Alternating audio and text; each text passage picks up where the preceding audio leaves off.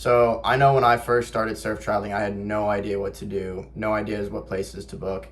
And I would end up at waves that were either way above my level or I would mistime the swell season, not get a good run of things. So in this video, I will explain everything on how to book a successful surf trip, as well as give some recommendations as to destinations to head to. So for all my listeners in the Americas, I would say your best bet is coming down to Central America.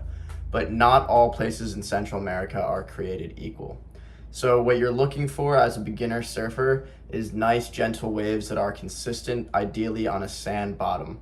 You want the sand bottom because when you fall off the wave as a beginner, you fall off maybe not the right way, and also you're falling off very often. It's just a safety thing. Sand is much softer than rock or reef.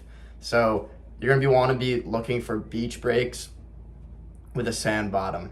Additionally, beach breaks are better because in general, they're less powerful. On reef breaks, we have deep bodies of water moving onto shallow reef, and that creates these big stooping waves. While in a beach break, you can get some pretty gnarly beach breaks, don't get me wrong. If you look at places like Hosogor, heavy beach break, Mandiri Beach in Indonesia, heavy beach break. So they do exist.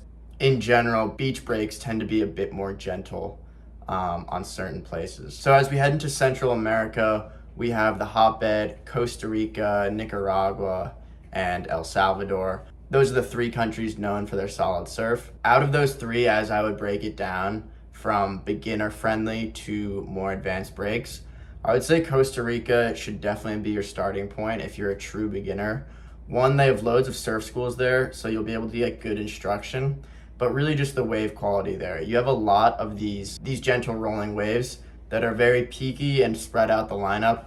So if you look at a place like Nosara, Costa Rica, my first place I ever went on a surf trip, it's a place where you can establish such a good foundation to become a good surfer because it's consistent swell and the waves are relatively gentle. And then as you progress more in surfing, you can look to hit spots, I'd say like El Salvador and then Nicaragua.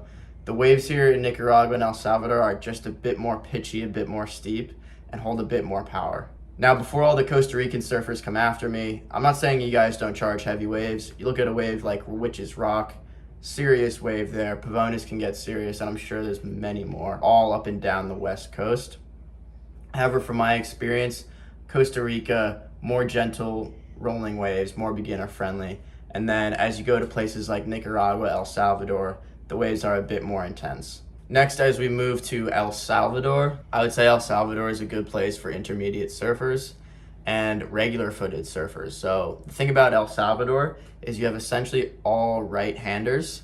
The way the swell hits the shoreline there, it just forms these right-handers. So whether it's Punta Roca, which is the most famous one, or as you travel up the coast to El Zonte, K59, there's a slew of really solid waves that are all sort of this classic right-hander breaking on these big volcanic rocks.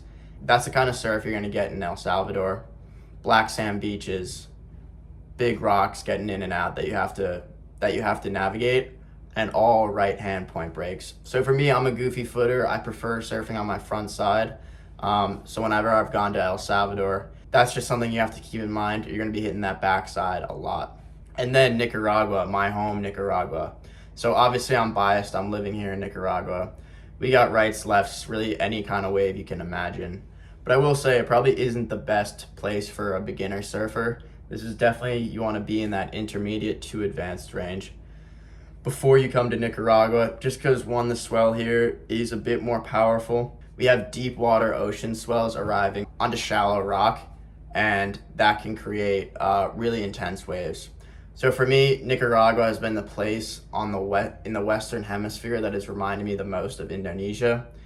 Indonesia, in my opinion, is the crown jewel of surfing in the world. That's when you get the biggest, most consistent, most well-groomed swells in the world breaking on these shallow reefs, and it's just really incredible. However, I've posted up in Nicaragua. It's good to be close to home back in the US, and we can still get some pretty epic waves. So that's a little rundown for beginner surfers looking to travel to Central America. El Salvador, Nicaragua, Costa Rica. Those are the big three places that you're going to look to come to.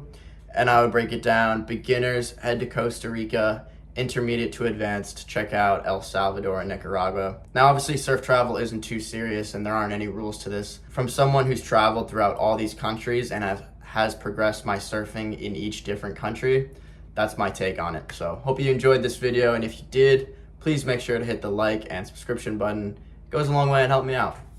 Thanks.